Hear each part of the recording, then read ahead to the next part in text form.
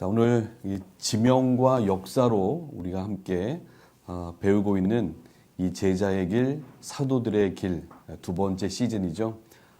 지난번에는 터키의 바울의 길을 따라서 6개의 지역을 우리가 공부했다면 이번에는 같은 터키 지역입니다만 요한 사도와 관련되어 있는 도시들을 둘러보고 있습니다. 요한의 반모를 시작으로 해서 오늘이 그 7번째 시간이 됩니다만 그 지역으로는 6번째 교회가 될 것 같아요. 그래서 우리 빌라델피아라고 하는 지역으로 우리가 오늘 함께 떠나고 또 공부하겠습니다. 이제 성경 공부가 이제 다음 시간이면 끝납니다만 그래도 저희가 배운 터키어는 하고 가야 되겠죠. 여러분들 제가 한번 이어서 쭉 해볼까요? 메르하바, günaydın, teşekkür ederim. 그리고 오늘 하나 더 있습니다. 자, 좋은 아침입니다. 인사했어요. günaydın. 그리고 고맙습니다. 또 이렇게 빠지지 않고 매일같이 매주 아침에 참여해 주신 것 참 감사합니다. 그때 teşekkür ederim이라는 말 쓴다고 했죠. 자, 안녕하세요. 네, 메르하바. 근데 안녕하세요 인사하고 난 다음에 상대방에게 반갑습니다 라는 표현 쓰잖아요. 그래서 오늘 하나 더 알려드릴게요. 만나서 반갑습니다 라고 할 때 멤눈 올듐이라고 합니다. 멤눈 올듐. 그래서 붙여서 읽으시면 메르하바 멤눈 올듐 하면 안녕하세요. 만나서 반갑습니다. 이런 표현이에요. 여러분들이 이 네 가지만 잘 익히셔도 터키 여행 끝납니다. 여러분들이 잘 숙지하셔서 한번 순례가 이제 재개가 되면 터키에 가셔서 이런 표현을 쓰시면 참 좋겠죠. 자, 시작 전에 안내 알림사항 하나 전하겠습니다. 저희 토비아 선교회는 매년 사순절 여러분들이 말씀과 더불어 기도하며 묵상할 수 있는 것들을 제공해 드리고 있는데요. 올해는 좀 묵상집, 갈릴리의 길이라고 하는 책, 또 어린이 교재, 또 주민 세미나를 통해서 사순절을 좀 더 은혜롭고 또 깊이 있게 보내기 위한 시간들을 갖고 있습니다. 이제 다음 주 고난 주간이 이제 시작이 되면 고난 주간부터는 우리가 이 랜선 음악회, 특별히 하이든의 가상 7원이라고 하는 그 말씀을 이 하이든이라고 하는 아주 훌륭한 작곡자가 예배 음악으로 사용할 수 있도록 그 7마디의 말씀과 더불어 묵상, 깊은 묵상 끝에 곡을 만들어냈죠. 뭐 한 곡당 뭐 7, 8분에서 10분 정도 되는데요. 매일 아침 고난 주간에 하이든이 얼마나 고민했는지 그리고 가상 7원을 어떻게 풀어냈는지를 들을 수 있는 듣고 또 말씀을 읽고 묵상하는 시간들을 제공하겠습니다. 이래서 우리 토비아 선교회에 있는 앙상블 팀이 있거든요. 토비아 앙상블이 이미 다 연주 또 녹화를 다 마친 상태고요. 여러분들에게 또 제공이 될 겁니다. 유튜브로 들어오시면 고난 주간에 그 가상 7월의 말씀을 음악과 함께 들을 수 있는데요. 저희가 또 그것만 제공하는 것은 아닙니다. 지금 보시는 것처럼 요즘은 다 핸드폰을 다 소지하고 다니시잖아요. 그래서 여러분들이 유튜브 어디서든지 그 음악을 들을 수 있도록 해드리는데 그 책을 또 우리가 함께 내고 있어요. 그래서 강신동 목사님이 이 사람을 보라 에케 호모라는 한 제목으로 가상 7원을 좀 묵상할 수 있도록 아주 쉽게 정리를 해 놓으셨고요. 음악적인 곡 해석도 잘 담아놨습니다. 아주 작은 소책자니까 여러분들이 이제 다음 주면은 서점에서도 구입하실 수가 있어요. 그래서 여러분들 책을 펼치면 그 각 7마디의 그 꼭지마다 그 QR 코드가 다 있습니다. 그래서 QR 코드를 또 핸드폰으로 찍으시면 또 이어폰을 꽂으시면 여러분들이 어디에 계시든 읽으면서 들으면서 말씀을 묵상할 수 있도록 저희가 준비를 다 했습니다. 여러분들이 좀 많이 구입도 해주시고 또 주변 분들에게 널리 좀 알려주셔서 함께 이 고난 주간 그러면서 또 부활절을 우리가 또 기대하면서 기쁨으로 받았으면 좋겠습니다. 자, 이 일에 우리 선교회가 열심을 다하고 있으니까요. 기도해 주시고 또 많이 후원해 주시면 감사하겠습니다. 자, 오늘 빌라델비아라고 하는 지역으로 출발할 텐데요. 터키의 소아시아 지역에 있는 7교회 그 중에 오늘 빌라델비아라고 하는 지역으로 출발하겠습니다. 여러분들 단톡방에 들어오신 분들은 그 자료 함께 참조하시면서 함께 공부하겠습니다. 자, 오늘 본문은 역시 요한계시록 3장입니다. 그래서 2장과 3장에 걸쳐서 7교회를 향한 그 서신의 이야기가 담겨 있는데요. 오늘 본문은 3장 7절부터 13절까지의 말씀입니다. 제가 읽을 테니까요. 여러분들 귀로 들으시고 또 눈으로 또 함께 따라 읽어주시면 고맙겠습니다. 빌라델비아 교회의 사자에게 편지하라. 거룩하고 진실하사 다윗의 열쇠를 가지시니 곧 열면 닫을 사람이 없고 닫으면 열 사람이 없는 그가 이르시되 볼지어다 내가 내 앞에 열린 문을 두었을 때 능히 닫을 사람이 없으리라. 내가 내 행위를 아노니 내가 작은 능력을 가지고서도 내 말을 지키며 내 이름을 배반하지 아니하였노라. 보라, 사탄이 회당 곧 자칭 유대인이라 하나 그렇지 아니하고 거짓말하는 자들 중에서 몇을 내게 주어 그들로 와서 내 발 앞에 절하게 하고 내가 너를 사랑하는 줄을 알게 하리라. 내가 나의 인내의 말씀을 지켰은즉 내가 또한 너를 지켜 시험의 때를 면하게 하리니 이는 장차 온 세상에 임하여 땅에 거하는 자들을 시험할 때라. 이기는 자는 내 하나님 성전에 기둥이 되게 하리니 그가 결코 다시 나가지 아니하리라. 내가 하나님의 이름과 하나님의 성 곧 하늘에서 내 하나님께로부터 내려오는 새 예루살렘의 이름과 나의 새 이름을 그의 위에 기록하리라. 귀 있는 자는 성령이 교회들에게 하시는 말씀을 들을지어다. 아멘. 이렇게 해서 말씀을 우리가 함께 읽었습니다. 자, 그 앞부분 역시 역사지리 지형에 대한 이야기를 또 언급할 텐데요. 오늘 우리가 함께 찾아가는 지역, 터키 지도 보고 계시죠? 터키의 서쪽입니다. 터키의 서쪽에 에게해 연안 지역이다 이렇게 불리고요. 그 중에서도 여러분들이 보시는 것처럼 알라쉐이르라고 불리우는 성경에는 빌라델피아라 불리우는 지역이 에게해 지역에 있다. 터키의 서쪽 연안에 있다라고 여러분들이 이해하시고요. 주는 마니사 주라고 하는 곳에 행정구역상 포함이 되어 있습니다. 그래서 우리 요한의 반모와 7교회는 전부 다 이쪽 서쪽에서 형성되어 있었다라는 거고요.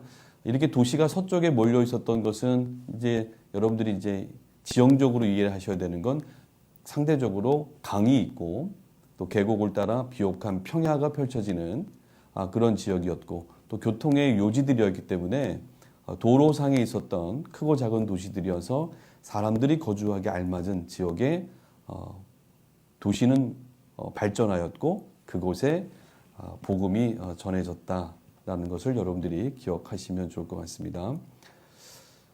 자, 지도를 잠깐 보시면 이 빌라델피아라고 하는 지역은 그 사대로부터 여기 지금 화면에 보시면 제가 마우스 포인트로 가르치죠. 사대라고 하는 지역에서 남동쪽으로 한 50km 정도 이동을 하면 빌라델피아라고 하는 곳에 당도하실 수가 있죠. 그래서 여러분들 지도 보시는 것처럼 해안 쪽에는 에베소와 서모나 버가모가 있다면 약간 내륙으로 동쪽으로 들어오면 두아디라, 사대 그리고 빌라델피아 내일 다음 주에 마지막으로 다루는 라오디게아까지 해서 살짝 내륙으로 들어와 있습니다만 전체적으로 보시는 걸 보면 강들이 다 있죠. 강들과 계곡 그리고 형성되는 비옥한 평야지대의 도시들이 형성되어 있었다라고 보시면 되겠고요. 특별히 빌라델피아는요, 요 가운데 서모나 지역과 버가모 지역으로 흘러내려가는 헤르무스라고 하는 고대 지명 강이 흘러가고 있거든요. 그래서 이 헤르무스라고 하는 강이 사대와 빌라델피아까지 이렇게 이어져 와요. 거꾸로 얘기해서 이 주변에 큰 산들이 있고요. 그 산에서 내려오는 물, 계곡을 따라서 빌라델피아와 사대, 서머나까지 이어지고 그 물줄기가 다시 두아디라와 버가모까지 이어진다라고 말씀드릴 수 있어요. 이런 곳에 사람들이 거주했다는 것이고요. 특별히 여기 지금 보시면 이 선이 보이죠. 그래서 이 버가모로 가기 위한 이 도시 길입니다. 길. 그러니까 길목 혹은 관문이라고 뭐 표현되고 있는데요. 이 에게를 지나가면 로마, 그리스하고 로마잖아요. 그 당시에 요한이 또 예수님이 사역하는 당시 이 땅은 로마의 식민지였기 때문에 식민지 땅 소아시아에서 바로 에게해를 건너서 로마로 가는 그 길목에 있었던 도시 빌라델피아다 이렇게 보시면 되겠죠. 그리고 반대로 유럽 쪽에서 그러니까 로마에서 그리스에서 아시아로 넘어 들어오면 여러분들 이 버가모와 두아디라 사대, 빌라델피아, 라오디게아를 따라서 내륙으로 들어가는 비시디 안디옥을 거쳐서 수리 안디옥 혹은 또 북쪽 러시아 쪽으로 본도 지역으로 이동할 수 있는 그래서 우리가 알고 있는 아수르, 바벨론 이런 동양 아시아 지역으로 이동할 수 있는 아주 중요한 이 무역로 혹은 그 당시에 도로상에 있었던 도시였다라고 여러분들이 이해하시면 좋아요. 같은 도로상에 있었지만 지리적으로 보면 이 에베소, 서머나, 버가모는 상대적으로 해안가에 있다 보니까 그 당시에 교통수단 배를 많이 이용했기 때문에 거대한 도시, 메가시티, 큰 도시가 될 수 있었고요. 반면에 내륙에 있었던 두아리아 같은 경우나 빌라델피아 같은 경우는 아주 소규모의 도시로 나름대로 발전하고 있었던 거죠. 내륙에서 유독 큰 도시는 지난주에 공부했던 사대 그리고 다음 주에 공부하는 라오디게아가 굉장히 번성한 도시 중에 하나였던 거죠. 그런 큰 번성한 도시들 사이에 바로 길이 지나가는 연결되는 관문 또 연결되는 그런 도시의 길목에 있었던 그런 도시가 빌라델피아였다라고 보시면 되죠. 그러다 보니까 이 농업이 발달할 수 있었고요. 그리고 상업적인 농업에서 얻어낸 것을 잘 2차 가공해서 그 다음에 이 무역노상, 그러니까 거상들이 지나가는 그래서 물건을 팔고 그걸로 수익을 얻어냈던 그런 도시 빌라델피아를 우리가 생각해 볼 수가 있습니다. 하지만 좀 안 좋은 것은 이 빌라델피아 지역이 지진대에 속해 있기 때문에 굉장히 잦은 지진으로 인해서 사람들이 거하기가 좀 불편했던 도시입니다. 그러다 보니까 사람들이 모이지 않죠. 좀 여유 있고 돈 있으면 지진의 피해를 받고 싶은 그곳에 머무르지 않는 겁니다. 그래서 그 주변을 떠나가게 되죠. 그러다 보니까 많은 사람들이 모여드는 그런 도시는 아니었고 그렇게 발전하지는 않았던 거죠. 그래서 지진 때에 있었던 또 가장 많은 지진을 경험했던 빌라델피아였다라고 보시면 오늘 성경을 여러분들이 그 배경을 이해하시는데 도움이 될 것 같아요. 자, 로마로 가는 길목이라고 하는 건데요. 여기 지금 소아시아라고 표현했잖아요. 이 소아시아 당시 주전 1, 2세기부터 예수님 시대 또 사도들이 또 초대교회가 발전하기 시작하는 그 시대에 로마가 다 점령하고 있었던 거죠. 지중해를 중심으로 해서 지금 여기 가르치고 있는 빨갛게 포인트가 되어 있는 곳이 이제 빌라델피아인데요. 여기 지금 요 선들을 보세요. 이게 전부 다 로마로 가는 도로들입니다. 그 당시 도로들이에요. 그러니까 모든 도로들이 다 로마로 집중되어 있었는데요. 특히 이 아시아 지역에 그렇죠?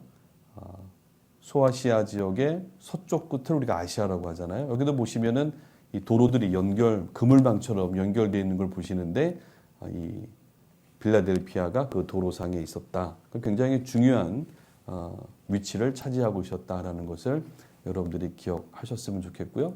지형적으로 보시면 보세요. 내륙으로 들어가기 직전에 높은 산맥들이 있고요. 산맥에서부터 흘러내려오는 이 지류들을 따라서 도시들이 이렇게 비옥한 평야 위에 형성되었다라고 보시면 되겠죠. 그래서 제가 가리키고 있는 여기 곳이 빌라델피아인데요. 빌라델피아 역시 내륙에 있는 곳에서 흘러내려오는 강, 계곡을 따라서 해안 쪽으로 내려가는 이런 곳의 상류 지역에 있었던 도시다. 굉장히 비옥한 지역임을 우리가 그림에서도 확인해 볼 수가 있습니다. 농사가 잘 됐던 거고요. 터키를 다녀오신 분들 알겠습니다만 이 지역이 굉장히 이 포도 농사가 유명한 것으로 알려져 있죠. 이 소아시아를 먹여 살리는 귀한 포도는 여기서 다 재배되는 것은 아닌가 싶을 정도로 굉장히 비옥한 지역임을 확인해 볼 수가 있죠. 자, 이렇게 지리적으로 여러분들 보신다면 이런 오늘날 사진이죠. 이렇게 버스를 타고 달려도 두세 시간을 달려도 끊임없이 펼쳐져 있는 이 포도밭을 여러분들이 볼 수가 있습니다. 그만큼 지형적으로 굉장히 농사가 잘 되는 지역이었고 한 인구가 7만에서 10만 사이 정도 되는 규모로 되어 있는 아주 소규모의 도시로 지금은 남아 있습니다. 자, 그래서 농업과 산업에 기반을 두고 있었고 2000년 전이나 지금이나 비슷하게 농사를 짓고 있는 그런 소규모의 도시다라는 것을 기억하셨으면 좋겠고요. 자, 이제 지명을 좀 살펴볼 텐데요. 그 땅에 대한 이야기는 했습니다만 그 이름에 대한 이야기를 하는 거예요. 자, 리디아 왕국 주전 6세기, 7세기부터 예수님이 이 땅에 오시기 600년 전에 이미 빌라델피아가 있었던 7교회가 있었던 지역은 리디아라고 하는 왕국이 자리하고 있었다 말씀드렸어요. 이 리디아 왕국에서는 도시는 세워지지 물론 사람들은 살고 있었겠습니다만 뭐 성을 쌓거나 사람들이 정말 뭐 체계적으로 모여서 큰 도시를 이루지는 않았습니다. 칼레테부스라고 불리우는 이름으로 아주 자그마한 마을이 있었던 거겠죠. 자, 이런 곳에 이제 주전 3, 4세기가 되면 헬라 제국이 들었습니다. 알렉산더 대왕의 후예들이 이쪽을 다 점령하게 되죠. 그러면서 리디아 왕국은 무너지게 되고 버가모라고 하는 왕국이 이 지역을 로마의 지원을 받으면서 다스리는데요. 이 시기입니다. 이 시기, 그러니까 주전 200~300년 전에 바로 버가모 왕국의 왕이 이 도시를 새롭게 건설하죠. 이때 이름이 바로 필라델포스입니다. 아탈로스 2세가 그의 이름을 따서 필라델포스라 이렇게 명명했던 거죠. 그래서 그의 형제를 사랑하는 자, 뭐 이런 표현이에요. 형제 사랑, 형제 우애라는 의미를 담고 있는 도시 이름입니다. 이 아탈로스 2세는 그의 형 유메네스 2세를 굉장히 사랑했다고 그래요. 형제가 다 그랬답니다. 그래서 보통 여러분들 우리나라도 그랬지만 고대에 형이 왕이 되면 그 동생들은 다 죽이는 게 일반적입니다.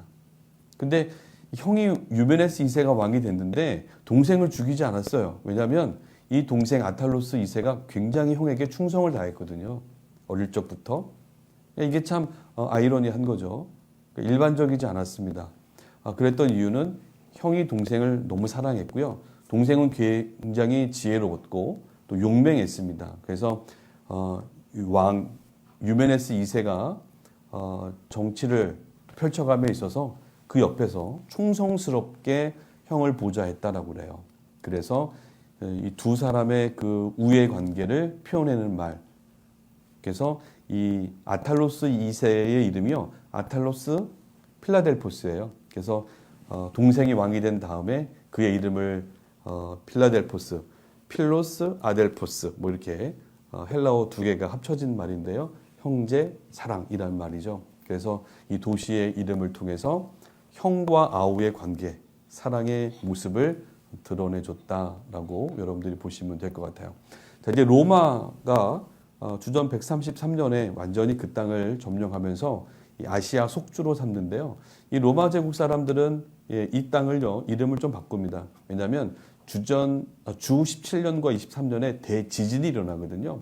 엄청난 지진이 일어나는데 이 사람들의 힘으로는 도시 재건이 되지 않았어요. 그래서 그 당시 식민지로 삼았던 로마 황제들의 도움을 받습니다.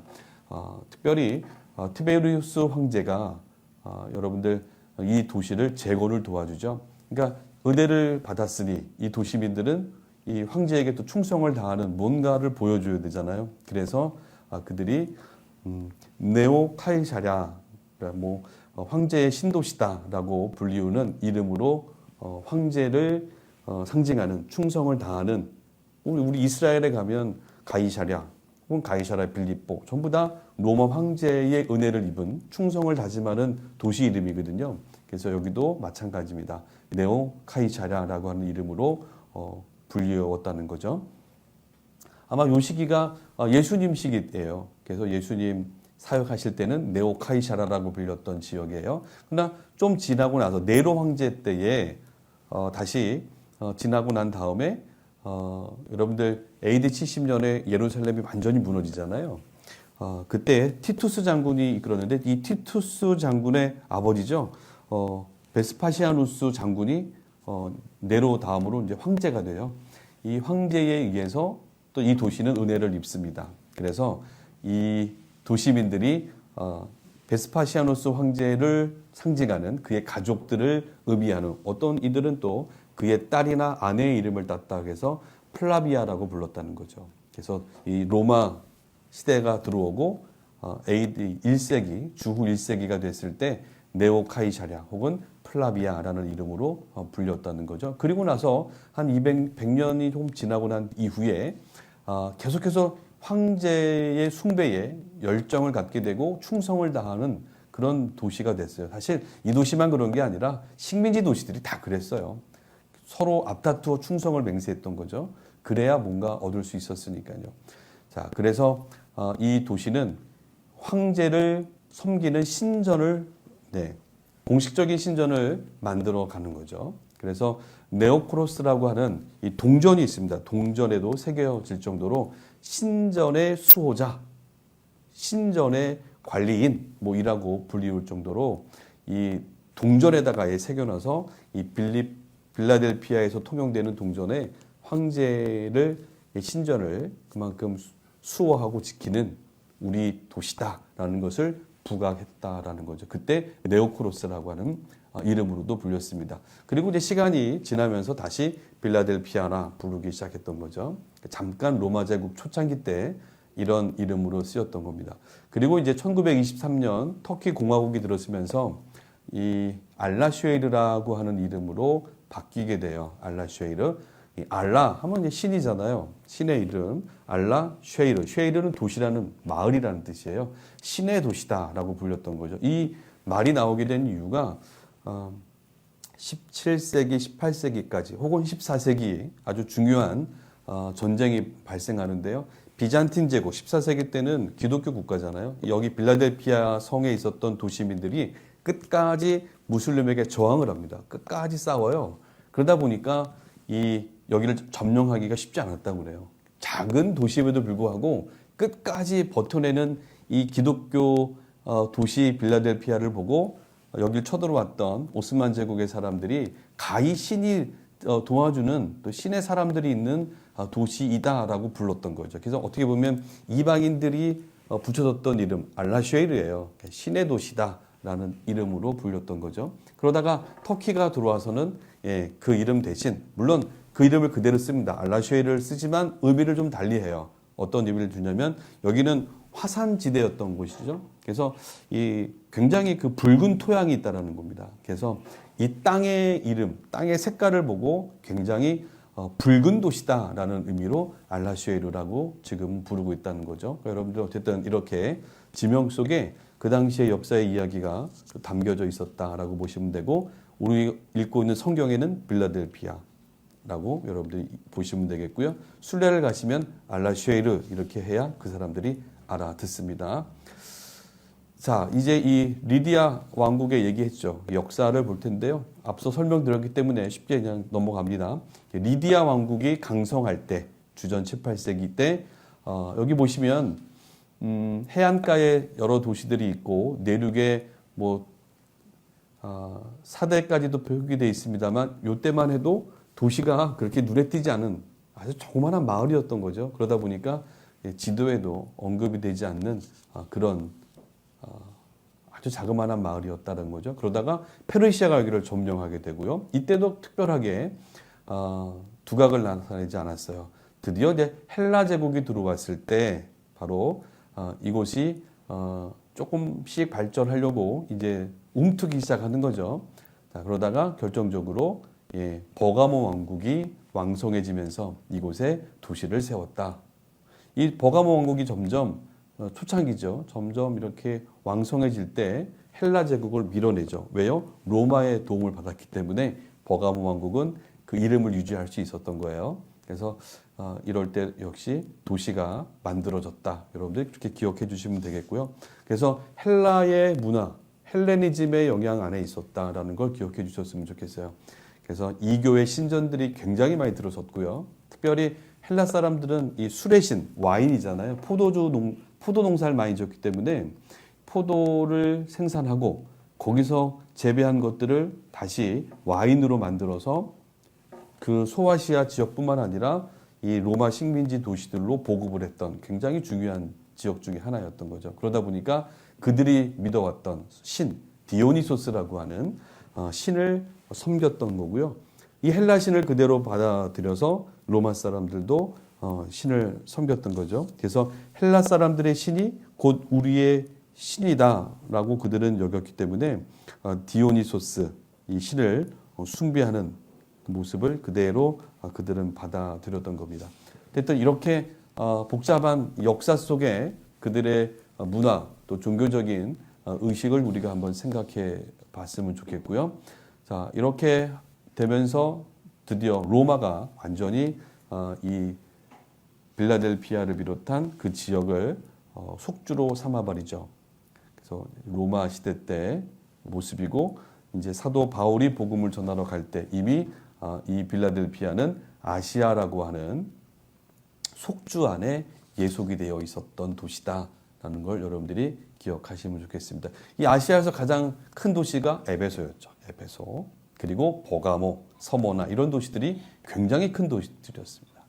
상대적으로 이 빌라델피아나 두아디라는 아주 소규모의 작은 도시로 그 색을 달리하고 있었고 두아디라 같은 경우는 여기 같은 산업도시지만 거기는 군수물자를 만들어냈다면 공장이 좀 많았다 그러면 여기는 농업의 산업이 발달한 지역이기 때문에 이 지리적인 또 환경에 따라서 사람들의 살아가는 형태가 또 믿는 신이라 또 사람들의 규모가 달랐다라는 것을 우리가 좀 인지하고 이 성경을 공부했으면 좋겠습니다. 자, 역시 이제 주 14세기가 되면 오스만 터키에서 다 점령이 됐던 거고요. 많은 사람들이 기독교인에서 무슬림으로 개종하는 그런 모습들. 왜 그랬을까요? 이 중세시대 기독교가 워낙 잔인했기 때문에요. 하나님의 사랑을 외쳤지만 거기에서 상처받은 사람들이 너무 많았던 거죠. 그래서 오스만 제국이 들어왔을 때 많은 사람들이 무슬림으로 개종해가는 안타까운 현실을 봅니다. 그래서 우리가 순례를 가면 역사 현장을 가면 이런 제국들을 욕할 게 아니라요. 그 당시에 있었던 교회들이 얼마나 잘못했는지를 반성해야 된다라는 것을 이 역사를 통해서 우리가 교훈 삼아야 되겠죠. 자, 이 14세기 때 아까 말씀드린 것처럼 빌라델피아가 함락되는데요. 이게 이야기가 연결되는 거예요. 자, 보시면 자, 이쪽에 흑백 사진으로 있는 분이 이 오스만 제국의 황제입니다. 거기는 슐탄이라고 부르는데 아예지드 1세라는 사람이 이 지역을 점령해 들어왔고 이미 비잔티움, 오늘 이스탄불을 점령한 상태였어요. 근데 유독 이 빌라델피아는 끝까지 저항하고 있었다라는 게 아주 독특해요. 그런데 도시민들은 이렇게 신앙을 지키려고 애를 쓰는데 문제가 발생하죠. 그 당시 비잔틴 제국의 황제가 이 마누엘 2세였는데요. 이 마누엘 2세가 사실은 이 술탄 아예지드에게 정복을 당했고요. 그냥 명목상 황제로만 있었던 거죠. 이 두 사람이요 함께 군대를 이끌고 이 빌라델피아를 함락하러 옵니다. 참 어디를 신뢰해야 될지 모르는 거예요. 기독교 국가 황제인데도 불구하고 이 무슬림 황제와 더불어서 이 신앙을 끝까지 지키려고 했던 빌라델피아 성을 함락하러 온다. 아이러니하죠. 이 교회가 한 행동입니다. 그러니까 역사를 통해서 우리는 이 교회가 얼마나 바로 서 있어야 되는지를 아는 거죠. 이게 굉장히 뼈아픈 역사의 이야기인 거죠. 이러니 많은 사람들이 교회를 버리고 무슬림을 찾을 수밖에 없었다라는 것을 우리가 이해해 볼 수 있는 거죠. 자, 이게 18세기 때, 그러니까 1700년대에 사진으로, 그림으로 그려놓은 빌라델피아. 뒤에 산이 있지만 살짝 보시면은 성이 무너져 있죠. 그러니까 그만큼 지진, 또 전쟁, 그리고 무관심과 그냥 방치 속에서 이 도시는 그냥 묻혀져 갔고요. 오늘날 순례를 가시면 그냥 농업으로 많은 것을 얻어내는 아주 조그마한 시골 마을 같다라고 보시면 되겠고, 옛 유적지들은 무너진 채 땅 속에 잠자고 있는, 묻혀 있는 걸 볼 수가 있습니다. 안타깝죠. 두아디라나 이곳 빌라델피아나 유적들은 땅에 묻어둔 채 그 위에 도시를 지어서 아주 소규모의 유적만 우리가 볼 수 있는 그런 장소가 되었다라는 것을 기억하시면 좋으실 것 같아요. 하여튼 지진이 굉장히 왕성하게 주후 17년, 23년, 7년 동안 수차례 여진이 일어나면서 뭐 남아있는 것이 없을 정도로 다 무너져 내렸습니다. 그러니 황제의 도움을 받을 수밖에 없었고요. 하지만 황제의 도움을 받던들 그것이 완벽하게 100% 복구되는 게 아니었잖아요. 그러니까 좀 포도 농사 지면서 그걸로 생업을 이어갔던 사람들이 지진이면 어떻게 합니까? 다 그 도시를 재건될 때까지는 떠나 있어야 되잖아요. 또 언제 무너질지 모르니까 그 불안함 속에 집에 있는 게 쉽지 않았고, 그러다 보니까 여기 사람들은 거주 자체가 불안했고요. 좀 있는 사람들은 떠났고, 여기 있는 사람들이 누구겠습니까? 소장농들, 노예들, 어쩔 수 없이 여기 아니면 갈 데가 없는 사람들이 불안한 도시 가운데에 거주하면서 먹거리를 만들어내는 일에 종사하고 있었던 사람들. 여기에 복음이 전해졌고 기독교 신앙인들이 그런 부류의 사람들이 많았다라는 것을 우리가 기억해 볼 수가 있겠죠. 빌라델피아. 자, 마지막 역사 이야기인데요. 1922년 그리스가 점령하고 있었는데 1차 대전이 끝나고 난 이후에 그리스의 영향을 많이 받았어요. 그러나 터키는 앙카라를 중심으로 해서 독립운동을 펼쳐나가죠. 무스타파 케말 장군이라고 하는 아주 젊은 장군에 의해서 민병대가 조직되고 흩어져 있던 이 터키 사람들이 하나로 뭉치죠. 그러면서 독립전쟁을 치르는데 22년 가을에 드디어 이 터키군이 여기를 다시 점령을 합니다. 그래서 그리스군을 완전히 물리치는 데 성공을 거두고 이 터키에 있었던 많은 이 그리스 사람들이 오늘날 그리스로 되돌아가는 거죠. 이때 많은 기독교 신앙인들도 교회를 포기한 채 떠나가야 됐던 아픔의 역사 이야기다라는 것을 기억하시면 좋겠어요. 이후로는 이제 터키가 점령하고 있는데 이때 굉장히 많이 이 빌라델피아가 거의 도시의 70%가 무너진다고 그래요. 그리고 화재로 인해서 거의 파멸이 되는데 이후에 조금씩 복원했습니다만 지금도 가서 보시면 아주 소규모 단지에 물론 농사 짓는 곳은 굉장히 많고요.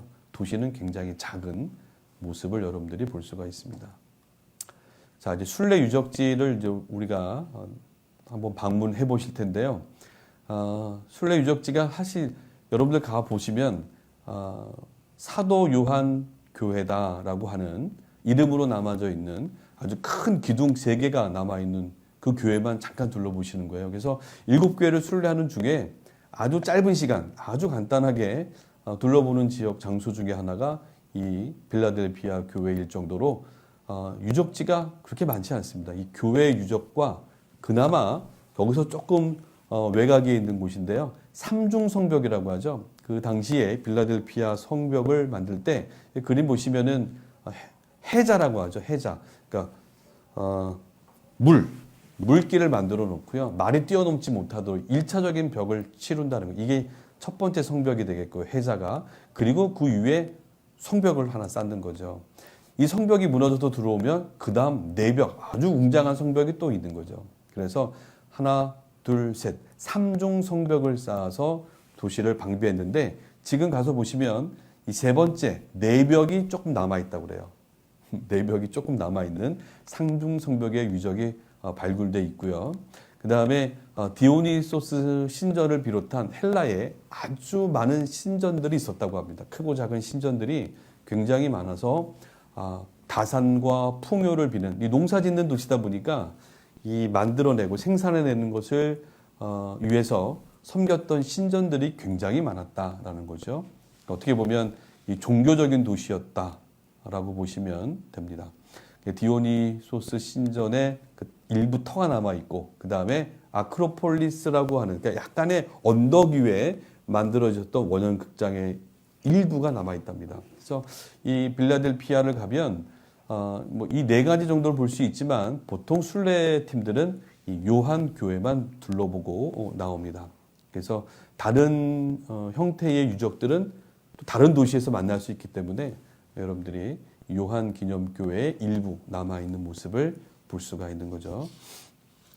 자, 알라쉐이르라 부른다고 그랬고, 고대 빌라델피아 성경에 나와 있는 지역. 뒤에 산이 펼쳐져 있고, 앞에는 포도밭이 있고요. 그 사이에 인구 아주 소규모의 인구가 모여 살고 있는 아주 작은 도시, 한참 지금 개발 중에 있습니다. 그래서 가서 보시면 도로도 파헤쳐 놓고 도로 확장하고 있는데요.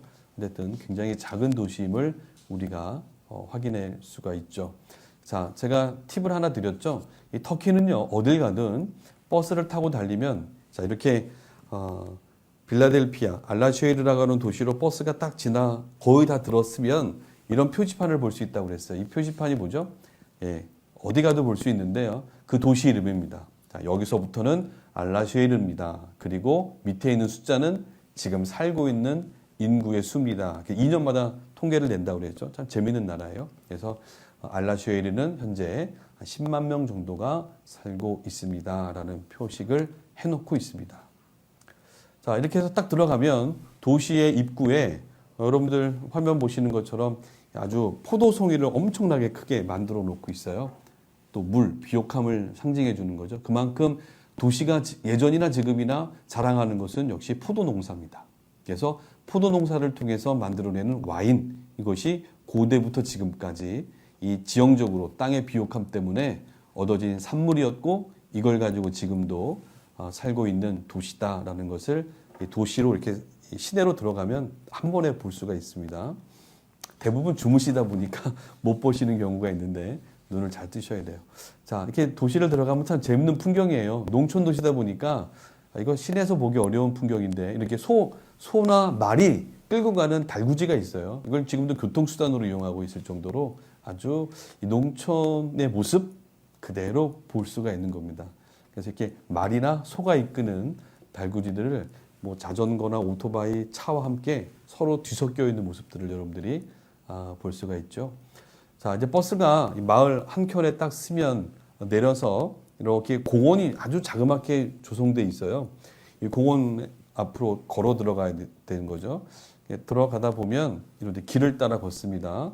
길을 따라 걸으면 이 나무가 크게 서 있는 곳에 1300년, 1400년대에 만들어진 모스크가 하나 있어요. 굉장히 큽니다. 아주 오래된 모스크가 하나 있고 그 맞은편에 기둥, 큰 새 기둥만 남아있는 곳이 옛 빌라델피아 교회가 있었던 자리죠. 그 자리로 들어가는 이 길이에요. 이제 걸어 들어가는데 한 1분이면 걸어 들어가죠. 다녀오신 분들은 아마 기억날 거예요. 근데 여기 지나갈 때 사람들이 놀라는 게 있습니다. 바로 이 가게죠. 예, 옆에 가게가 하나 있어요. 여러분들 잘 보이실런지 모르겠어요. 빵 크기가요 엄청납니다. 어마무시한 빵을 팔죠. 터키는 어디 가도 이 밀 생산국이다 보니까 빵이 많아요. 그래서 우리나라 뭐 뜨레주부터 해서 뭐 여러 가지 체인화되어 있는 빵집이 있습니다만 터키는 그거 없습니다. 그냥 이 사람들이 직접 만드는 구워내는 빵들이 굉장히 많죠. 참 맛있죠. 이 빵들을 눈을 떼질 못하세요. 그래서 이제 순례하고 나오면 제가 현지인 가이드한테 빵을 좀 사게 하죠. 그래서 빵을 사서 이제 차 안에서 드시는데 정말 맛있습니다. 그래서 커피랑 드시면 아주 맛있는 빵이죠. 이 터키 사람들은 어디 가도 이런 빵집이 있어요. 왜냐하면 이 사람들은 주식이잖아요. 우리가 먹는 식사거든요. 그래서 이 사람들은 이 빵 하나 사고요. 빵 우리나라 돈으로 뭐 50원, 100원 해요. 그러면 빵 하나 사고 야채 좀 사가지고 가면 그게 식사가 되는 거죠. 이 빵들을 여러분들이 볼 수가 있습니다. 자, 이렇게 지나가면 자, 세인트 장 처치라고 써 있어요. 이 프랑스의 영향을 받았기 때문에 여기다 보면 세인트 존이라고 쓰이지 않고 장이라는 표현을 써놓습니다. 그럼 또 오시는 분들 또 이거 물어보느라고 정신없죠. 그래서 이분이 누굽니까? 라고 하는데 요한이 수은에 목회했던 곳을 장소 중에 한 군데죠. 7교회는 사도 요한이 이곳 에베소로 왔죠. 머물면서 이 7교회를 비롯한 주변 지역을 순회하면서 목회하고 말씀을 가르쳤기 때문에 요한의 영향을 받았다라는 거고, 특별히 빌라델피아 교회는 요한복음과 이 요한계시록을 같이 보시면 더 좋습니다. 그만큼 요한의 영향력이 컸던 교회다. 그래서 AD 600년, 주후 600년에 이 큰 기둥으로 예배당이 세워졌던 거예요. 그러니까 편지를 받았을 때는 이런 예배당이 없었다는 거 기억해 주시고, 이 웅장하게 그 기둥을 만들어 놨던, 왜 이렇게 큰 기둥이 세워졌을까요? 지진이죠. 지진 때문에 어느 다른 지역보다도 튼튼하게 기둥을 세워야만 흔들리지 않을 수 있었기 때문에 이 주후 600년에 기독교 시대가 됐을 때도 예배당을 세울 때 이렇게 큰 기둥으로 세울 수밖에 없었다. 그걸 이름이 바로 요한 기념교회입니다. 사도 요한 기념교회예요. 자, 이게 지금 정면에서 찍은 사진이고요. 안에 들어가서 반대편으로 보면 역시 기둥과 또 멀리 보이는 이 오래된 아미라고 하죠. 그 무슬림 회교 사원이 있는 거예요.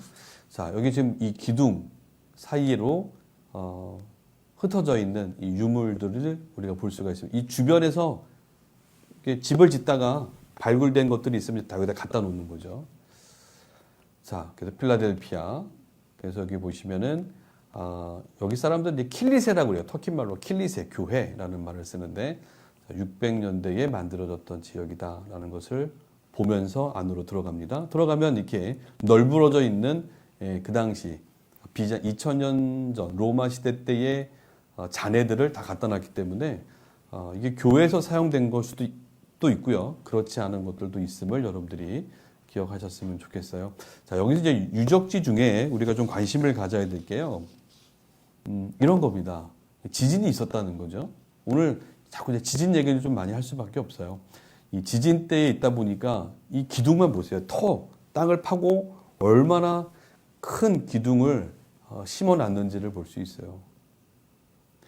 기둥이 튼튼해야 흔들리지 않잖아요. 주초를 단단하게 해야 집이 무너지지 않듯이 지진을 수차례 경험하고 어려웠던 사람들은 여기에 살기 위해서는 역시 기둥을 튼튼히 받고 위로 올려야만 됐다라는 거죠. 그 높이의 기둥이 15m거든요. 위로 15m, 아래로 3, 4m 더 파고 들어가서 단단한 돌로 땅 속에 이렇게 기둥을 삼았던 모습을 우리가 볼 수가 있는 거죠. 자, 이렇게 흩어져 있는 유적물 중에 우리가 좀 관심 있게 봐야 될 것이 하나 있어요. 여기 보시면 자, 거기서 발굴된 건데요. 교회 안에 있었던 돌에서 발견된 겁니다. 여기 보시면 비석 옆에 헬라어 또 라틴어가 새겨져 있는데요. 중요한 건 이거 별이에요, 별. 별을 자세히 보시면 팔각형 모양으로 되어 있다는 거예요. 재밌죠? 자, 기독교 시대가 됐을 때 예배당을 지었어요. 지었는데 예배당 안에 아니든 바깥이든 이렇게 대리석에 이런 팔각형 모양의 별을 상징하는 것들이 세워져 있었다. 자, 이게 왜 중요하냐면요. 제가 아까 헬레니즘 얘기를 했잖아요. 헬라의 유럽의 문화가 아시아라고 하는 이곳에 스며들면서 헬라화됐다. 그러니까 아시아의 신관과 아시아 사람들의 의식이 이 유럽 사람들, 헬라 사람들의 문화 속에 스며들었던 거죠. 우리나라도 미국 문화가 들어오면서 서구 문화가 들어오면서 많이 서구화됐잖아요. 그것처럼 이들은 쉽게 헬레니즘화 됐다라는 건데요. 이게 그거를 보여주는 겁니다. 이 별은요, 고대 이 메소포타미아 지역 동쪽에 있는 바벨론 사람들이 섬겼던 신, 그 이슈타트라고 하는 풍요와 다산을 상징하는 신의 상징이었어요. 이 동양 사람들의 신이었던 거죠. 근데 이 신이 헬라 사람들이 들어오면서 그리스 사람들이 들어오면서 우리도 그런 신이 있는데 너희는 이슈타트라고 부르니? 우리는 아프로디테라고 불러라는 거예요. 미의 여신이죠. 비너스라고 로마 사람들은 부르는데 자 다산과 풍요를 남기는 신이 조금씩 헬라와 이게 하나가 되면서 의미가 좀 바뀌어요. 그러면서 미의 상징인 아프로디테라는 신과 동일시 여겨졌다는 거죠. 근데 그들이 상징하는 걸 그대로 사용했다는 거예요. 근데 재밌는 건 이게 교회에서도 그대로 사용됐다는 거죠. 팔각형이라는 게. 물론 기독교화해서 의미를 바꿨습니다만 어쨌든 이런 재미난 상징물들을 우리가 볼 수 있는 겁니다. 이걸 썼다고 해서 문제가 되는 게 아니라 그만큼 그 당시의 문화적인 요소들을 교회는 또 교회 나름대로 해석을 해서 사용하고 있었다라는 것에 우리가 주목해 볼 수 있는 거죠. 이 팔각형 모양, 그래서 팔각형의 별 모양, 뾰족한 모양으로 만든 게 이런 상징만 있는 게 아니라요. 참 재밌죠. 어디 가도 여러분들 이제 유럽을 가시면 이런 유적지를 가실 텐데 특별히 예배당마다 보면 이 침례탕입니다. 침례. 그러니까 성수를 담아놓는 곳, 그래서 세례를 베푸는데요. 이게 다 팔각형 모양이에요. 그래서 이 비잔틴 시대 때도 왜 팔각형입니까? 예수님이 난 지 8일 만에 세례를 받아 침례를 받았다라고 해서 이 8이라고 하는 숫자, 팔각형의 모양을 시대별로 사용했지만 예수를 믿는 시대 교회에서는 팔각형, 예수님의 그 할례, 태어난 지 8일 만에 할례를 받았다라고 해서 또 이제 세례를 또 의미하는 또 새롭게 거듭난다라고 하는 의미로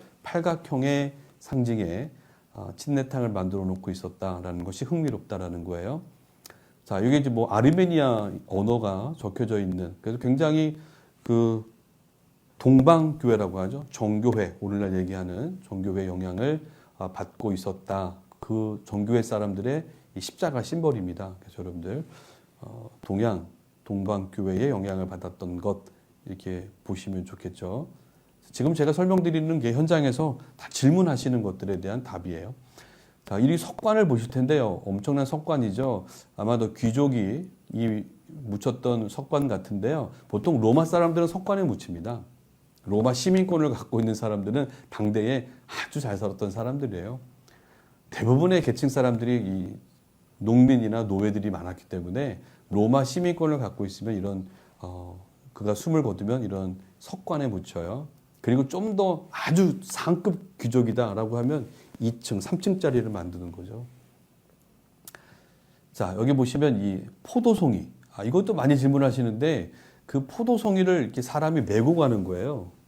그랬더니 또 이 포도 알이 그럼 이만했느냐라고 물어보시는데 세상에 그런 포도 없습니다. 예나 지금이나 포도가 워낙 많이 생산이 되니까 포도를 엮어요.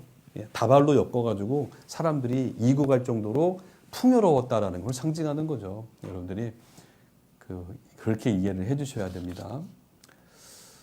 자, 그래서 이 도시, 이 포도와 연관되어 있었던 이 순례 유적지의 이 얘기를 제가 말씀드렸고요. 이 포도로 유명한 도시다 보니까 디오니소스를 섬기는 신전의 문화, 제의 문화가 굉장히 왕성했다. 이렇게 농사가 잘 되는 건 디오니소스 또 다른 신들이 도와줬기 때문이야. 그러니까 매일 같이 가서 제의하고 제사를 드리고 갖다 바치고 또 신전에 있는 사제들과 교제하고 또 성적인 걸 같이 해야 되고 그들이 원하는 걸 다 해야만이 신에게 충성을 다한다. 그래야만 농사가 잘 된다. 라고 믿고 살았던 사람들이에요. 그러니 모든 게 거기에 맞춰져 있었던 곳에 복음이 전해졌고 예수 믿는 사람들이 생겼다는 건 정말 힘든 사회입니다. 우리가 그렇게 이해해 본다면 이 포도 재배하고 관련된 이야기가 참 재미난 게 있습니다. 이 포도가 워낙 왕성하다 보니까요. 심지어 로마 때 도미티아누스 황제죠. 이 요한을 반모섬에 추방을 했던 도미티아누스 황제 때는 이 소아시아의 빌라델피아에서 엄청나게 많은 이 포도가 생산이 되는데 굉장히 품질이 좋았거든요. 그러니까 와인이 좋았던 거죠. 그러니까 이탈리아 본토에 있는 로마에서 나오는 이 와인보다 더 품질 좋은 게 소아시아에서 나온다는 거예요. 그래서 이 도미티아누스 황제는 이 도시민들로 하여금 포도 농사 짓는 걸 다 갈아엎어 버렸다는 거죠. 이건 말도 안 되는 거죠. 이거 없으면 못 살아요, 여기 사람들은. 근데 그들이 목숨 걸고 여기서 주 수입원이었던 농사 짓는 사람들이 농사를 못 짓게 아예 갈아엎었다는 역사 이야기가 있다는 거죠. 그만큼 품질 좋고 생산이 잘 됐는데 그들이 그렇게 섬겨왔고 숭배했던 로마 황제가 그들의 이 먹고 살 것을 완전히 끊어버린 거죠.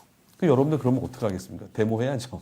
우리가 믿었던 신, 살아있는 신이 도미티아누스 황제인데 어떻게 살아있는 신이, 우리가 숭배하는 로마 황제의 신이 우리가 살아가는 유일한 산업 활동인 이 포도나무를 농원을 엎어버리게 만드느냐라는 거예요. 이거 참 어떻게 해야 될지 모른다는 거죠. 그러니 아마 그들에겐 되게 힘들었을 겁니다. 그래서 그렇죠? 누가 참 신인지, 누가 정말 진짜 신인지 알 수 없겠다. 우리는 저 로마 황제가, 이 로마라고 하는 제국이 이 땅의 진정한 신이다라고 여겨오면서 살았는데 그 신에 의해서 그들은 지금 굶어 죽게 된 거죠. 그러니 이 빌라델피아 교회에 나타나신 예수님, 거룩하고 진실하사, 이런 표현이 바로 여기에 해당되는 겁니다. 그래서 정말 참신이 누군가, 그러니까 힘들었던 거예요. 빌라델피아 사람들한테는요. 근데 여기에 복음을 통해서 예수님을 만난 사람들은 정말 누가 참신인가, 참 메시아인가, 참 하나님의 아들이며 그리스도인지를 구별해야 되는 거죠. 선택을 해야 되는 입장이었던 거죠. 이런 비유들을 우리가 볼 수 있고요. 이 포도나무를 보면서 저는 사실 이 빌라델피아 설명은 다 끝납니다. 왜냐하면 여러분들 요한복음 15장을 보시면요. 요한복음 15장에 포도나무에 대한 비유를 들어요. 결론적으로도 일단 말씀드리겠습니다만 포도나무에 대한 비유를 들면서 우리 아버지는 농부시라. 그렇죠? 우리 예수님은 포도나무고요. 우리는 가지라. 이렇게 붙어 있어야만 열매를 맺고 너희가 살 수 있다. 이런 비유를 들어서 귀한 복음을 요한은 가르쳤다는 거죠. 오늘 이 빌라델피아 교회를 향한 칭찬에 나온다는 겁니다. 여러분들, 이 요한이 그냥 써낸 게 아닙니다. 요한은 순회 목회자라고 말씀드렸잖아요. 이 빌라델피아 지역을 걸어서 왕래했겠죠. 걸어서 오며 가며 버스를 2시간 타고 가도 끝없이 펼쳐져 있는 이 포도 농장을 보면서, 이 포도 농사를 지면서 살아갔던 이 교인들의 삶을 보면서 그는 예수님의 그 귀한 말씀, 복음의 진리, 하나님과 우리의 관계, 예수님과 우리의 관계를 어떻게 설명하면 좋을까? 이 요한은 바로 이런 비유를 든 거죠. 예수님처럼. 그래서 그들이 쉽게 알아들을 수 있을 정도로 이 포도나무의 비유를 든 복음서는 요한복음밖에 없습니다. 그렇다고 보면 요한은 이 소아시아의 이런 지역들을 오며 가며 포도 농사 짓는 모습, 이 농사에 익숙했던 이 도시민들에게 바로 포도나무 비유를 들면서 복음을 전했고요. 그리고 오늘 요한계시록에서도 그런 말씀을 내비치고 있는 거죠. 여러분들, 이 빌라델피아는 가서 보면 볼 거 별로 없지만 이런 걸 보셔야 돼요. 요한이 포도 농사를 짓는 이 시민들의 입장, 농민들의 입장을 충분히 이해했고 그들이 알아들을 수 있는 표현으로 그는 이 편지를 써나가고 있다는 것에 주목해야 되죠. 절대로 어려운 말씀이 아닙니다. 요한계시록의 말씀은요, 그 시대의 문화, 그 지형, 환경을 그대로 담고 편지 속에 써 있기 때문에 편지를 딱 읽는 순간 그들은 쉽게 이해할 수 있었던 거죠.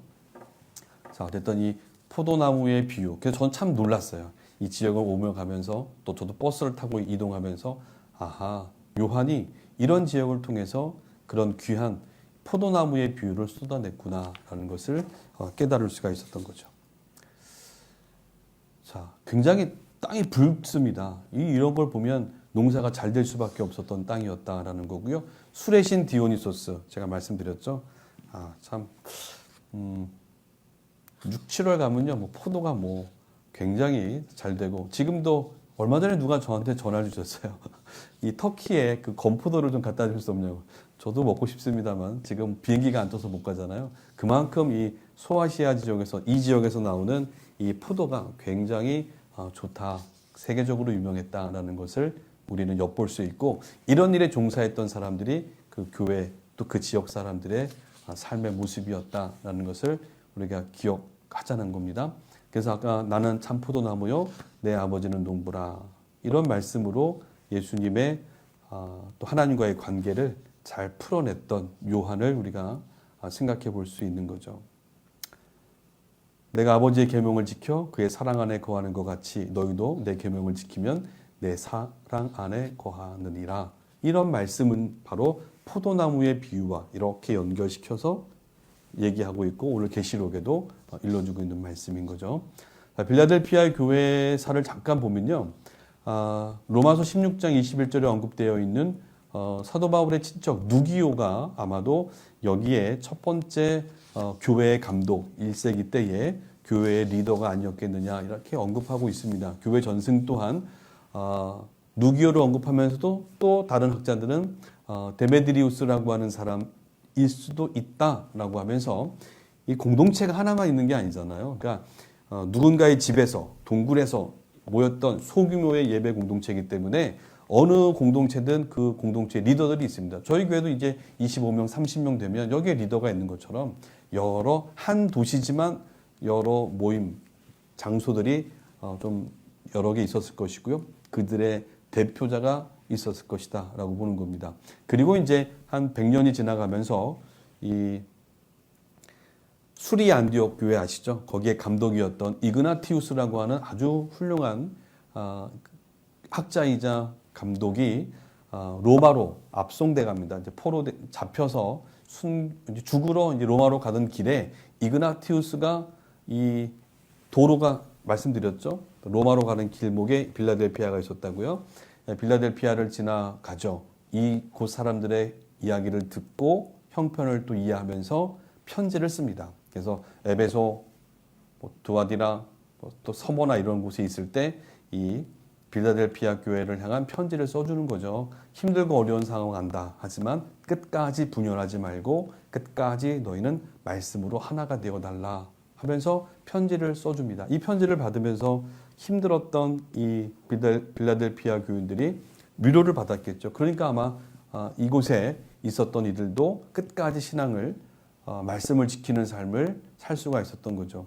그래서 이 이그나티우스는 로마에 가서 순교하게 되고요. 같은 시기에 바로 이 서모나라고 하는 지역이 있죠. 서모나에서 폴리갑이 순교할 때 문서에 보면 교회 전승에 보면 유세비우스는 이 빌라델피아 교회의 아주 독실한 신앙인들이 끝까지 신앙을 지켰던 고로 그들은 이 붙잡혀서 서모나에 끌려와 있었고 이 폴리갑이 순교하기 직전에 12명의 이 빌라델피아 출신의 교인들이 희생을 당합니다. 그리고 폴리갑이 희생을 당했다라고 기록을 해주고 있죠. 그만큼 이 빌라델피아 교회 성도들은 이 말씀을 지키고 끝까지 순종하며 살아가는 일에 최선을 다했던 그런 신앙 공동체였음을 증명해 주는 거죠. 그리고 한 100년이 지나가면서 여선지자 암미야라고 하는 여선지자에 의해서 또 교회는 견고해지고 더 단단해졌었다라고 교회 전승은 이야기해 주고 있고요. 하지만 안타깝게도 이 몬타니즘이라고 제 교재는 좀 교환에 써놨습니다만 이 이단입니다. 이단들이 여기서 자리를 잡았다고 그래요. 안타까운 일이죠. 그 이유는 역시 오늘 계시록에도 말하면 내가 속히 오리니 속히 곧 다시 오겠다라고 하는 말씀을 근거로 해서 말씀에 집중하지 않고 있다면 이렇게 이단의 세력에 들어갈 수밖에 없어요. 그래서 곧 메시아가 여기 임한다라고 그들은 해석을 했던 거죠. 새 하늘과 새 예루살렘이 이 빌라델피아 지역에 생긴다라는 거예요.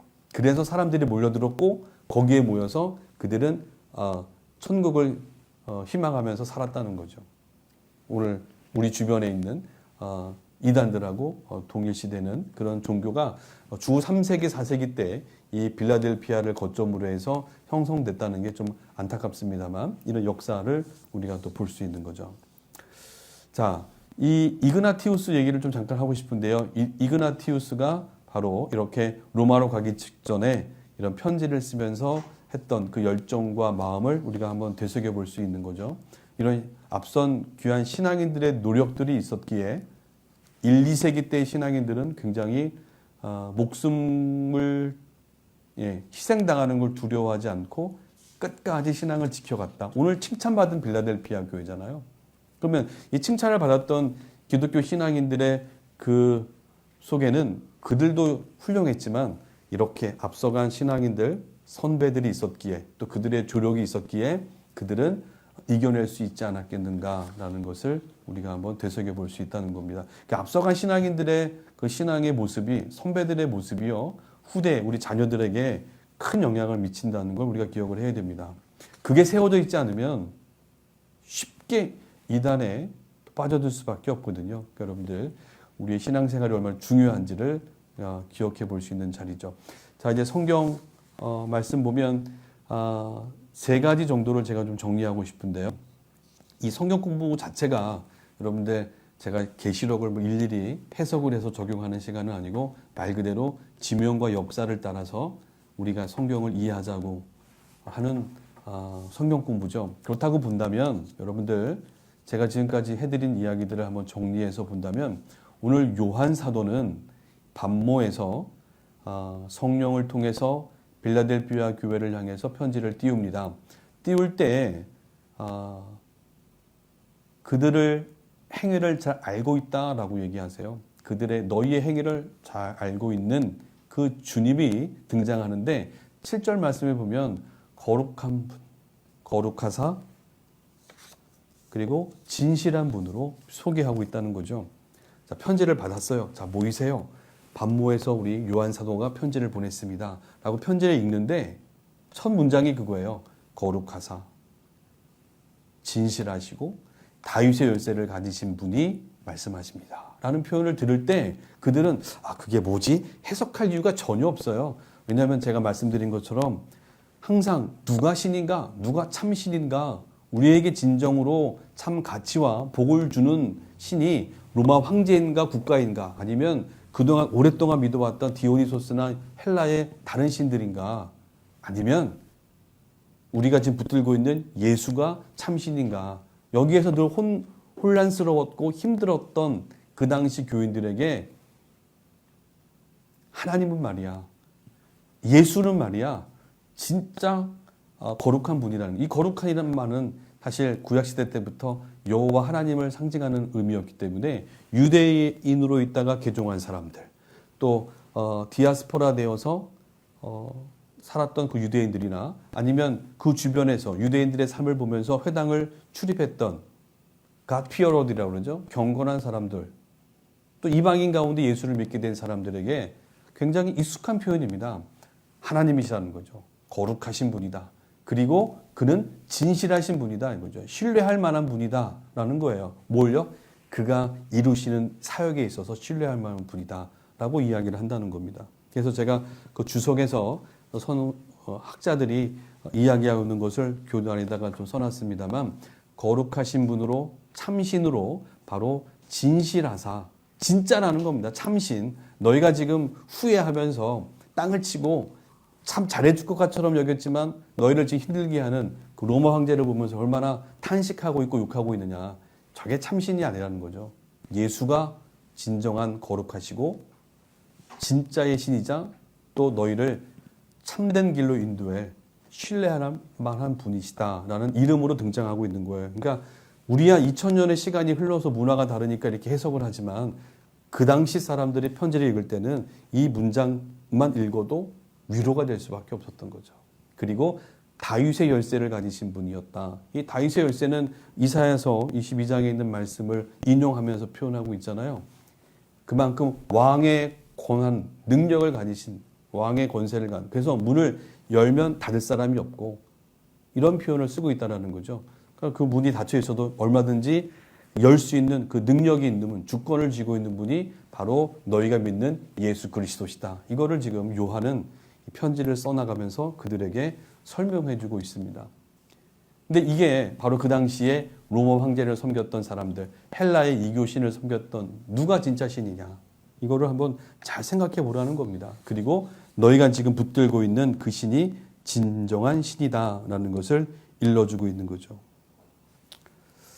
열면 닫을 사람이 없다라는 표현, 이 주권을 얘기하는 겁니다. 왕권을 얘기하는 거죠. 그래서 그 사람들은, 그 빌라델피아에 있었던 사람들은 유대인들의 핍박을 많이 받았거든요.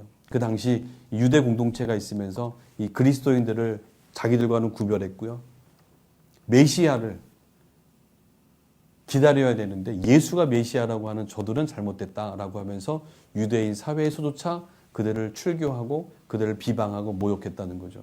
그러니까 회당의 문을 닫았다는 거예요. 회당의 문을 닫고 종교 사회에서 유대인 사회에서 회당을 못 들어가는 거는 그거는 하늘 가는 길이 막혀 있는 거고요.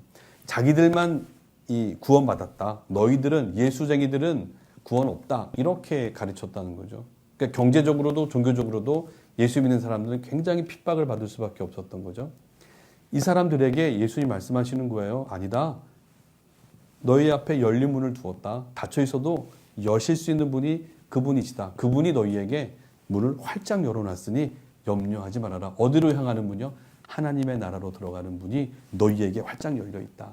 오히려 그들에게 막혀 있을 뿐이다. 그러니 현실적으로 힘들어하고 답답해하던 이 기독교 신앙인들에게 오늘 요한이 또 요한을 통해 나타나시는 빌라델피아 교회에 나타나신 예수님의 모습은요, 그 문제를 마음의 고민과 염려를 한 번에 씻어주는 그런 모습으로 등장해 주는 거죠. 그러니 이 첫 문장을 읽을 때에 할렐루야죠.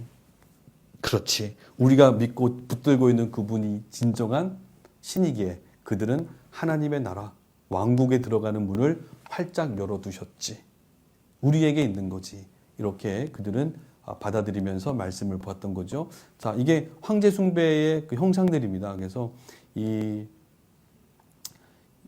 동전에요. 그 로마 황제의 신전의 수호자, 뭐 관리인이라고 표현하면서 그들은 황제를 섬겼다고 합니다만 그들은 진짜 신이 누군지, 참 신이 진짜 그들을 구원할 신이 누군지를 깨달아 알게 됐다라는 것을 이런 것을 통해서도 우리는 볼 수가 있는 거죠.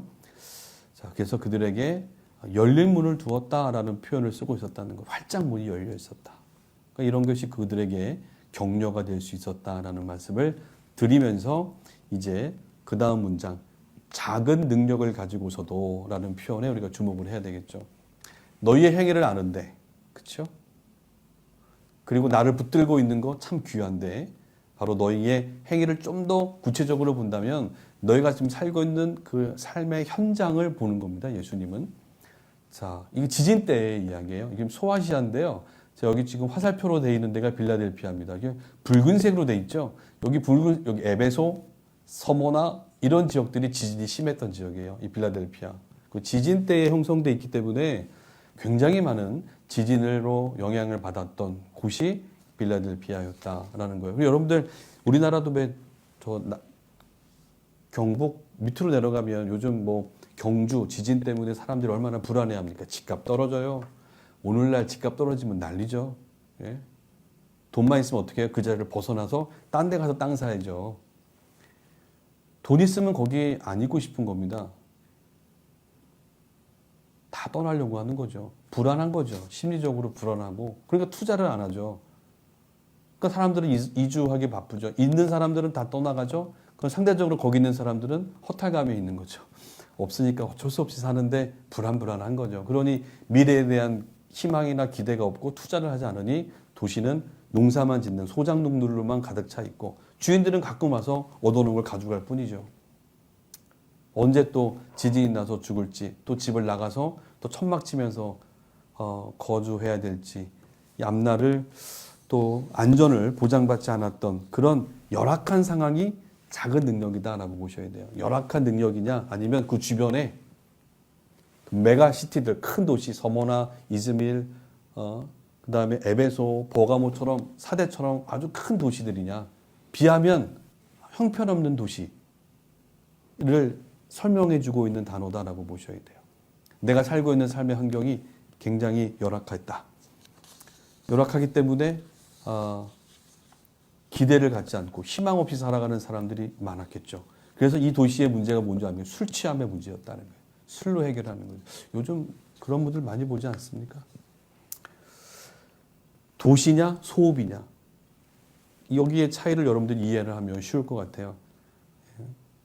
아무도 거들떠 보주지 않는, 그래서 길목에 있는 도시라고 말씀드렸잖아요. 관문, 그냥 지나가다가 잠시 쉬었다 가는 도시. 그러니까 지나가는 사람은 있지만 거주하는 사람은 별로 없는 거죠. 그러니까 어떻게 보면 그 주변 도시에서부터는 참 너 어디 출신이냐? 빌라델피아. 그러면 천한 사람. 이렇게 보는 그런 곳에서 살았던 사람들, 거기에 토도마 유대인들에게 또 로마 신을 섬기고 이교 신을 섬기는 사람들로부터 격리된 채 살아가는 기독교 신앙인들은 더 어려운 상황이 있었을 거죠. 그럼에도 불구하고 그런 열악한 환경을 뛰어넘었다라는 겁니다. 거기에 개의치 않았다라는 게 능력인 거죠. 여러분들 이 지진 있었다라는 거 여러분들이 좀 이해를 해주셨으면 좋겠고요. 그 다음에 작은 능력 중에 하나가 바로 이 포도 농사 짓는 거라 말씀드렸다는 거죠. 이 포도 농사 짓는 곳이기 때문에 상업으로 번성했던 건 맞아요. 상업으로 번성했으나 결국 그들은 이 포도의 신 바로 디오니소스를 너무도 잘 섬길 수밖에 없었고요. 오랫동안 그래봤고요. 이것으로부터 벗어난다는 건 쉽지 않았습니다. 여기에 참여하지 않으면 쫓겨나는 것이고요. 특별히 주전 1세기부터 미래 종교라고 제가 교환에 써놨는데 미래 종교, 그러니까 이 비밀적으로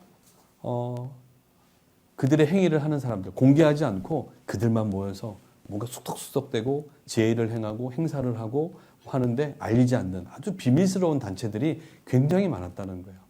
그런데 그 당시에는 그게 인정돼요. 왜냐하면 다신교 사회이기 때문에 사회의 번성을 위해 사회의 안녕을 위해서 비면 그건 괜찮은 종교예요. 근데 기독교는 왜 문제가 됐냐면 우리만이 참신이라고 얘기했기 때문에 사회의 기존의 질서를 무너뜨리는 종교라서 인정받지 못했고 핍박을 당할 수밖에 없었던 거죠. 자, 이런 사람들이 많이 드러났던 상황 속에서 그들은 특별히 헬라에 수많은 신전이 있었다는 것, 로마 황제 신전까지 있었다는 것은 축제가 있고 행사가 많았다는 거죠. 그러면 여러분 행사하려면 돈이 필요하잖아요. 재정을 어디서 감당합니까?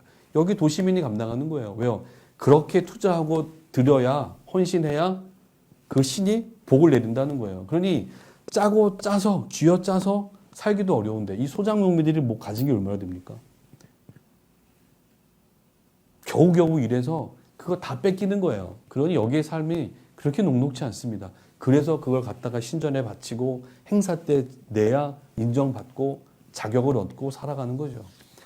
그럼에도 불구하고 그들은 그런 열악한 이교 제2사회에서도 그들의 이름, 예수님의 이름을 배반하지 않았다는 데 컸던 거죠. 그러니까 그런 결속되어 있는 커뮤니티에 길드라고 하는 데에 들어가지 않은 채 참 어렵죠. 그럼에도 불구하고 그들은 내가 만난 예수, 내가 들었던 그 복음의 진리 흔들리지 않았다는 게 중요한 거죠. 이런 핍박을 이겨냈었던. 그런데 참 중요한 게 교회 전승에 보면 이 사람들이 포도농사 졌잖아요. 근데 그들이 얻은 것, 수확해서 얻은 것을 와인으로 만들어서 성찬을 했겠죠. 근데 이것을 무려 제가 깜짝 놀랐어요. 300교회에 주변에 있는 300교회에게 신앙 공동체에게 이 그들보다 어려운 사람들도 있었다는 거예요. 그래 그들을 돕기 위해서 이 사람들은요 가진 걸 나누었다는 겁니다. 이게 대단한 거죠. 그렇게 하면서도 그들이 갖고 있는 것들을 나눌 수 있었던 교회였다라는 겁니다. 그들도 어려운데 그 많은 것을 생각하게 합니다. 이렇게 했기 때문에 작은 능력이라고 하는 표현을 써 나갔던 것이죠. 술의 신 디오니소스를 음란한 성생활과 더불어서 신을 섬기는 이런 모습이 일반화되어 있었고 황제를 섬기는 이런 신의 묘사가 되어 있던 거죠. 여기에 반항했더니 결국 그들은 어떻게 됩니까? 끌려가서 빌라델피아의 리더들이 끌려가서 죽임을 당한 거죠. 그럼에도 불구하고 끝까지 그들은 주의 이름 보고 들은 말씀을 그들은 배반하지 않았고 그 말씀을 끝까지 지켰다. 그것으로 오는 결과는 출교요, 빼앗김이요, 심지어 죽음에 이르렀다는 거죠. 서머나 교회하고 이야기가 같습니다. 믿는 것 때문에 궁핍했다. 그 말씀을 지키는 것 때문에 가난했다. 그 말씀을 순종하는 것 때문에 때로는 매질을 당하고 쫓겨나고 죽음에 이르렀다는 거죠. 이게 바로 서머나 교회나 오늘 빌라델피아 교회 성도들이 보여준 신앙의 모습이었던 거죠. 특히 이 삶의 환경이 주변의 다른 지역과 비교했을 때 정말 작았다. 자, 이제 말씀을 좀 마무리해 보겠습니다. 이 유대인 공동체로부터 굉장한 핍박을 많이 받고 있었던 모습들. 그러나 너희 앞에 열린 문을 두었으니 라고 하는 모습으로 그들을 격려하고 있는 모습을 본다면 세상의 사람들은 너희의 가는 길을 막았지만 또 그들만이 천국에 하나님의 나라에 들어갈 수 있다고 선택된 자라고 떵떵대지만 그렇지 않다. 바로 너희들 앞에 이 열린 문을 두었으니 이렇게 하면서 그들을 축복하고 격려하고 있는 모습을 봅니다. 자, 이제 말씀을 마치겠습니다. 하나님 성전의 기둥이 되게 해주겠다는 약속을 하셨거든요. 적은 능력을 가지고도 그 말을 지키며 순종했던 사람들, 너희가 진정한 하나님 성전의 기둥이다라는 표현을 써주고 있는 거죠. 하나님 나라 성전의 기둥은 아무나 되는 건 아닙니다. 자, 예를 들면 아르테미스 신전의 주랑 이런 기둥들도 있어요. 신전에서 쓰여지는 기둥들이 있는 것 반면에 야긴과 보아스 솔로몬 시대 때에 바로 예루살렘의 성전을 지을 때 앞에 보시면 두 기둥이 있죠. 큰 기둥이 입구에 서 있는데 여기에 이름을 새겼다라는 거죠. 하나님 예배하는 그 성전에 두 기둥으로 움푹 세워지는 것. 영예죠. 영광인 거죠. 그리고 거기에 너희들의 이름이 새겨진다는 것은 축복인 거죠. 자, 이렇게 이야기될 때 그들은 위로와 격려 또 무한한 이 축복 속에 잠기는 거죠. 그래서 별거 한 건 없는데 굉장한 축복을 주는 겁니다. 별게 아닌 거죠, 사실은. 여러분들. 이 말씀을 이렇게 한번 정리를 한번 해보겠습니다. 요한복음과 제가 말씀을 한번 같이 연결시킨다고 그랬죠. 이 열악한 환경, 그게 규모든 환경이든, 그렇죠? 개의치 않고 끝까지 그 상황 가운데서 말씀을 지켰다. 말씀에 순종했다. 그 말씀을 따라서 살았다라는 거죠. 그런 자들에게 주어지는 축복이 바로 하나님 성전의 기둥이다. 모든 사람들이 부러워하는 거죠. 기둥이 되게 하겠다. 자, 그런데요, 우리가 여기서 자세히 기억해야 될 건 그러면 그 축복은 그냥 오는 것이 아니라 말씀을 지킬 때입니다. 말씀을 지키는 것, 계명에 순종하는 것, 이거죠. 이거 외에는 없다는 겁니다. 다른 것이 아니라 요즘 우리 인사 말하듯이 우리 장로님 집사님 이 교회의 기둥이 되십시오라는 표현을 저도 어릴 때 많이 들었거든요. 그리고 그렇게 얘기 많이 했습니다. 이 교회의 기둥이 되십시오. 여기 우리 집사님 앉아 계시지만 집사님 샬롬교회의 기둥 같은 분이 되십시오. 이 기둥 그냥 되는 게 아닙니다. 근데 우리는 잠시 돈을 많이 하고 헌금을 많이 내고 많은 것을 이름을 내고 해서가 주어지는 게 아니죠. 물론 그것도 때로 따라 필요합니다. 그러나 정말 중요한 건 뭐죠? 말씀에 순종하는 삶. 당신의 삶의 현장이 어디든 그 말씀을 지키고 애쓰고 그 환경이 어디든 예수의 이름을 배반하지 않기 위해서 내가 붙든 그 말씀을 끝까지 붙들고 살아보겠노라고 몸부림치는 사람, 그 사람이 기둥이라는 겁니다. 하나님의 나라에서. 우리가 이 땅에 발을 딛고 살지만 그럼에도 불구하고 하나님의 나라를 체험하며 살지 않습니까? 우리가 사는 세계에서는요. 그게 영원한 천국의 하늘나라든 또 우리가 신앙 공동체든 여기서 존경받아야 되고 칭찬받아야 되고 우리가 박수 쳐줘야 될 사람들이 어떤 사람들이니까 삶의 현장에서 끝까지 그 주신 말씀, 배운 말씀, 들은 말씀을 묵상하고 그 말씀대로 살아내기 위해서 애써가는 사람들이 진짜 기둥이다라는 거죠. 우리가 그렇게 우리와 함께하고 있는 이들을 바라보고 그렇게 격려하고 말씀을 함께할 수 있다면 그들이 어디 서 있든 간에 그들은 아마 큰 힘을 얻을 수 있다라고 저는 생각을 합니다. 이 빌라델피아 교회의 터를 보면서 우리는 열악한 환경 가운데에 하나님의 말씀을 끝까지 지켰던 사람들, 우리가 한번 생각해 보는 시간인 거죠. 이 예수님은요, 빌라델피아 교인들이 비록 작은 능력을 가지고 있었지만 그들이 말씀을 지켰고 배반하지 않았다에 포인트를 두고 있음을 우리가 기억해야 됩니다. 그것은 우리가 예수님이 비유로 말씀하셨던 달란트 비유 기억하시잖아요. 5달란트 받을 수도 있고 2달란트, 1달란트, 10달란트 사람에 따라 다르죠. 주신 분은 하나님이시고요. 그거를 받은 우리가 어떻게 그거를 써내느냐가 중요한 거죠. 왜 나는 이만큼 줬습니다라고 불평할 게 아니야. 왜 나는 이런 찌질이 궁상맞은 도시에 살아야 되고. 제가 예전에 그랬거든요. 저희 아버지가 개척하셔서 정말 학교 가서 창피했습니다. 왜냐하면 저희 반에 같은 친구는 아주 동네에서 큰 교회였거든요. 정말 의리아리게 큰 교회 목사님 아들인데 저는 찌질이 가난한 교회 수 5명, 우리 어머니 아버지 저희 3형제 이렇게 모여 예배드리는 교회 목사님이라 말도 못 꺼내겠더라고요. 창피했었어요. 근데 요즘은 제가 반성 많이 했습니다만 정말 왜 환경 탓하는 거죠. 여러분 구약시대 때 보면 그 단지파를 기억하실 겁니다. 단지파가 12지파가 분배받은 땅, 하나님이 주신 땅이에요. 근데 그 땅이 다 다를 수 있죠. 지리와 지형이 다르고 주변의 환경이 다르죠. 근데 단지파가 받았던 땅을 혹시 아십니까? 단지파가 받은 땅은요, 블레셋 땅이에요. 그 당시 가장 힘 있는 사람들이 소유하고 있었던 땅을 이 단지파는 하나님의 분깃으로 받았다고요. 내가 너희와 함께 할 거야. 내가 너희를 도와줄 거야. 그리고 정복해. 다 너희의 땅이 될 것이야. 라고 그렇게 받은 땅이 바로 단지파의 땅이었는데요. 단지파는 거기 버렸어요. 왜 버렸습니까? 하나님의 말씀을 믿지 않았던 거죠. 그리고 눈에 보이는 환경을 보니까 아니 다른 지파 보면 정말 좋은데 왜 우리는 하필이면 블레셋 옆이야. 그리고 저들한테 우리는 안 돼. 하나님의 말씀을 신뢰하지 않는 거죠. 그리고 그들은 불평한 채 그 땅을 포기하고 북쪽으로 갑니다. 북쪽에 가서 땅을 차지한 거죠. 그거는요, 축복이 아니라 심판의 대상이 되는 불신앙의 모습인 거죠. 결국 그들은 어떻게 됩니까? 12지파 가운데 제일 먼저 사라지죠. 단지파. 단지파나 또 내가 가진 것에 대해서 불평하며 불만족해 하지 마시고요. 작든 크든 누가 주신 거라고요? 하나님이 주신 겁니다. 내게 주신 자녀, 왜 하필 우리 자녀는 이래?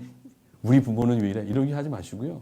하나님이 내게 필요해서 주신 분들이고 분깃입니다. 그러면 중요한 것은 하나님이 내게 주셨는데, 내게 맡기셨는데 크고 작음에 관여하지 마시고 이것을 주신 하나님께서 의도하셔서 내게 주셨다면 저는 최선을 다하는 거죠. 그러면 하나님이 그 결과는 하나님이 하시는 겁니다. 하나님이 결실을 하시는 거예요. 열매도 하나님이 맺으시는 겁니다. 우리는 맡은 자로서 최선을 충성을 다하는 거죠. 오늘 빌라델피아 교회 성도들이 그랬던 것이죠. 하나님의 나라는요, 성공은 크고 작음에 결정되는 것이 아닙니다. 교인들의 수가 많고 적음에 의해서 결정되는 것이 아닙니다. 교회의 생활, 사역, 우리의 신앙의 삶의 모습은 하나님의 그 진리이신 말씀을 내가 끝까지 붙들고 지키느냐 지키지 않느냐에 따라서 나오는 것이죠. 거기에서 그릇 분별될 수 있다라고 저는 말씀을 드리는 거죠. 반대로 하나님의 말씀을 삶 가운데서 실천해내지 못한다면 그것은 그 자체로 반성해야 될 또 책망의 대상이 되는 일로 남는 것이죠. 여러분들 이 요한계시록 말씀과 요한복음 15장의 이야기를 같이 한번 잘 읽어보십시오. 요한 사도가요, 포도나무에 비유했다. 아버지와 우리의 관계를 비유했는데 앞이 중요한 게 아닙니다. 뒤로 가셔야 돼요. 쭉쭉 읽어가다 보면 결국 포도나무에 비유한 이유는 이걸 설명하고 싶었던 거야. 뭐죠? 아버지의 계명을 지키라는 거죠. 아버지의 계명을 지키면 그 사랑 안에 너희가 거하는 것이야. 너희도 이 계명을 지키면 내 사랑 안에 거하는 거야. 이렇게 예수님 풀어가고 있죠. 근데 결론적으로 하는 게 뭡니까? 이것을 내가 너희에게 명함은 사랑하게 하는 것이지. 마치 하나님이 우리를 사랑하셨듯이. 그리고 하나님이 아들로 이 땅에 오신 예수님이 이 땅에서 마지막으로 우리에게 보여주신 그 사랑, 하나님 사랑과 이웃 사랑의 삶을 보여주셨고 가르쳐 주셨고 성령을 통해서 일깨워 주셨는데 가장 중요한 것은 그 말씀대로 살아내는 거지. 어떠한 환경에도 불구하고 그 말씀을 지켜 살아가면 그게 하나님을 사랑하는 거지. 이걸 우리에게 일깨워 주는 거죠. 계시록 오늘 본문 말씀에 보면 9절에 이렇게 얘기합니다. 그렇게 하면 내가 너를 사랑하는 줄을 세상이 알게 되리라. 아멘 아니신가요? 그렇죠? 이렇게 말씀을 지키며 꿋꿋이 사기하는 사람, 주신 말씀과 달란트를 받았음에도 불구하고 그 일은 부정하거나 부인하거나 포기하지 않고 끝까지 시인하면서 달려가는 사람 칭찬하셨고요. 바로 그렇게 살아가는 사람이 바로 주님은 약속하셨습니다. 너희가 살고 있는 삶의 현장에서 그 참 진리 되신 하나님이 나를 사랑하시는구나, 이것을 드러내 주신다는 겁니다. 그러니 여러분들, 우리가 크고 적음에 또 크고 작은 것, 또 많고 적음에 관여하지 마시고 개의치 마시고 오히려 받은 대로 주어진 곳에 우리는 최선을 다하는 말씀을 생활화하는 데에 초점을 두며 열심히 달려가시자고요. 그렇게 가는 사람 칭찬하시고 오히려 그가 하나님의 성전의 기둥일 것이고 그런 사람들이 바로 하나님을 사랑하는 자라, 이렇게 세상 앞에서 인정받는다라는 말씀을 여러분들이 기억하셨으면 좋겠습니다. 그래서 이 빌라델피아 교회는 작은 능력을 가졌음에도 불구하고 열악한 환경에 있었음에도 불구하고 오늘 여러분들의 삶의 현장을 한번 보십시오. 여러분의 삶의 환경을 한번 생각해 보십시오. 작다고 주저앉아 계시지 마시고요. 포기하지 마시고 이거 가지고 뭘 해? 아니요. 충분히 하실 수 있습니다. 저희도 그런데요. 누가 그러시더라고요. 여기 샬롬교회 토비아 선교회는 뭐 엄청나게 크고 많은 것을 갖고 있다고 하시는데 그렇지 않습니다. 우리가 갖고 있는 거는요. 규모도 작아요. 네. 인원도 적고요. 재정도 열악합니다. 근데 우리에게는 큰 게 하나 있어요. 말씀을 마음에 자꾸 심어 놓습니다. 그 말씀 믿고 우리에게 주어진 환경에도 그냥 우리가 할 수 있는 것 최선을 다해서 이루어가면 하나님이 그 열매를 맺어주시겠지. 우리는 거기에 쓰임받는 통로일 뿐이야 라는 마음만으로는 부자입니다. 네, 이 마음이 변치 않으려고 애를 쓰고 있고요. 그렇게 달려가는 자, 우리가 굳이 뭐 이름을 드러내지 않아도, 이름 안 나도 좋고요. 하나님께서 우리를 통해서 계획하신 일들을 열매를 맺어주실 수만 있다면 우리는 거기에 충성을 하는 것이죠. 그래서 우리 삶 가운데서 참된 은혜가 뭘까? 많이 받았다, 누렸다에 관심 두지 마시고 오늘 내 삶의 현장에 있는 것으로 족하는 겁니다. 감사하시고 그것을 어떻게 하면 또 끝까지 내가 지켜갈 것인가, 이루어갈 것인가, 여기에 우리가 관심을 갖고 달려나갔으면 좋겠습니다. 역시 세상을 향한 기독교의 힘, 이 기독교 신앙인들의 힘은 다른 데 있지 않습니다. 바로 말씀을 실천하는 데 있습니다. 살아내는 데 있는 겁니다. 보여지는 것에 마음 두지 마시고 우리 안에 심겨진 말씀 잘 헤아려서 그 말씀을 실천하는 일에 우리가 최선을 다한다면 바로 주님께서 우리를 그렇게 인정하시고 우리를 축복해 가시리라, 이렇게 다짐합니다. 오늘 이 빌라델피아 교회를 향한 말씀 우리가 다시 한번 마음에 잘 새기셨으면 좋겠고요. 이렇게 마무리 짓겠습니다. 다음 시간이 마지막입니다. 힘들고 어려우셨겠지만 다음 시간 이 라오디게아 교회를 향한 오늘과는 또 다른 형편의 교회죠. 여러분들 기대해 주시고 함께 끝까지 해주시면 고맙겠습니다. 기도합니다. 작은 능력, 열악한 환경에 있었지만 세상을 바라보지 않고 좌절과 낭망, 욕심 부리지 않고 자족하면서 끊임없이 하나님의 말씀을 붙들고 내게 주신 것들로 또 내게 주신 말씀을 삶의 현장에서 살아나기 위해서 몸부림쳤던 그 신앙인들에게 주신 축복, 우리가 오늘 빌라델피아 교회를 통해서 공부했습니다. 또 마음에 담았사오니 오늘 이 시간 이후부터 우리가 서 있는 곳이 어디든, 그곳이 일터이든 가정이든 학교이든 교회이든 우리 사회의 삶의 현장에서 지켜나가게 하시고 끝까지 주의 이름을 붙들 수 있는 우리 모두가 되어서 하나님 성전의 기둥이라 일컬음 받을 수 있는 그런 신앙이들 되도록 축복해 주옵소서. 예수님의 이름으로 기도하옵나이다. 아멘.